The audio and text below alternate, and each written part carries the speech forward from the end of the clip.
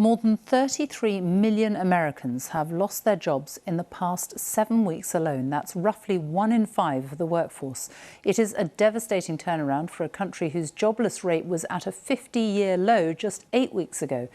Nick Bryant, who's in New York, has spent the night on the city's subway, a refuge for the poor and the vulnerable. Midnight on the New York subway. Many of the city's homeless are bedding down for the night aboard its empty carriages. By day, the subway has become a virtual ghost train. By night, it's become a mobile shelter. In the first 5 carriages we went in, we found people in search of refuge and sleep. Many are newly unemployed.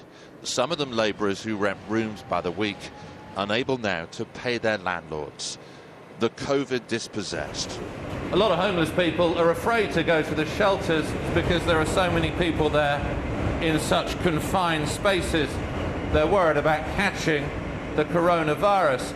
Instead, they're taking their chances on the subway.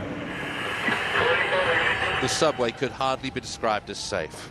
More than 100 members of staff on New York's mass transit system have been killed by the coronavirus. Last stop on arriving train, last stop, all passengers please, last stop. This week New York did something it's never done before. Last stop, all passengers exit this train. Conducted a planned overnight shutdown of a subway system that's always operated round the clock.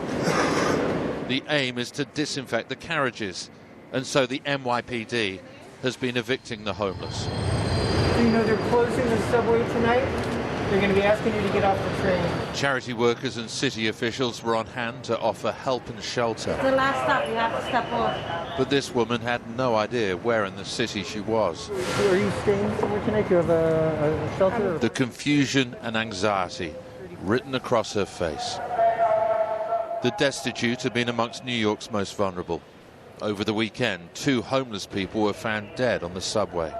Homeless people right now in New York City have a 50% higher mortality rate from COVID-19 than do housed New Yorkers. So by not offering people just something as simple as a hotel room where they can go and be safe and safe isolate, we're really relegating them to die. It can feel like we're living in another time of buddy, can you spare me a dime? And just as the face mask has become the global symbol of this viral contagion, queues have become the marker of this economic catastrophe.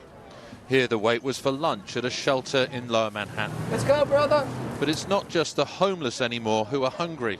It's the newly jobless as well. I have spoken with folks on this line who at the beginning of March were employed and now they're unemployed. And they're trying to figure out how to make ends meet. And so part of how they're doing that is to stand on this line at the Bowery Mission, pick up a to-go meal, and make ends meet that way. Back on the subway, the woman we saw turned down the offer of emergency shelter and took the last train back into Manhattan. Others headed out into the night. Poverty has been a propagator of this pandemic. Hardship has been a super spreader.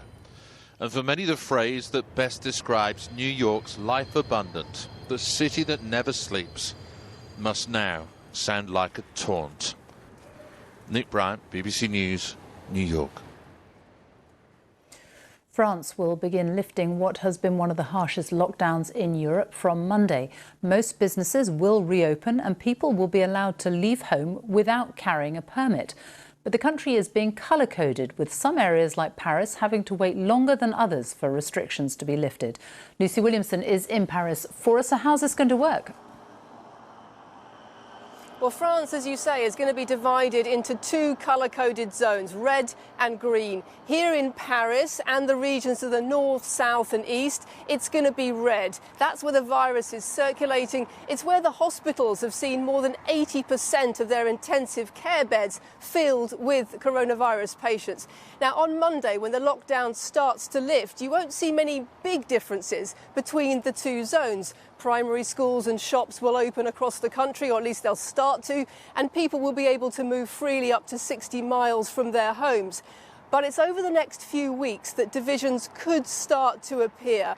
You've got middle schools opening in the green zones only, and possibly in a few weeks' time, even cafes, bars and restaurants. The Prime Minister said he didn't want to think about a 2-speed France.